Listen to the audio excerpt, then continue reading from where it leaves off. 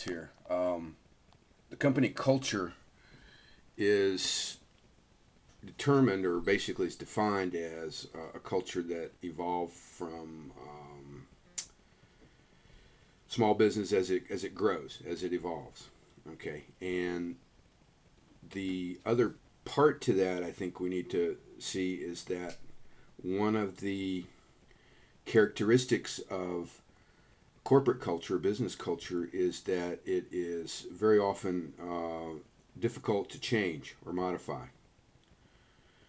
So, if we are looking at engineering a type of culture like In-N-Out Burger in Western United States has done, if we're obviously it's not going to be the same thing, but if we can use that as an example, um, and we already have a pre-established culture, we have, if we look at that as a project, then we have where we want to go and where we are.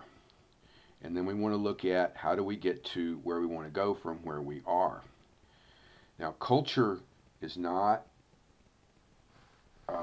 as easily engineered as inventory or technology. One of the real problems with culture is that there's a lot of resistance to change.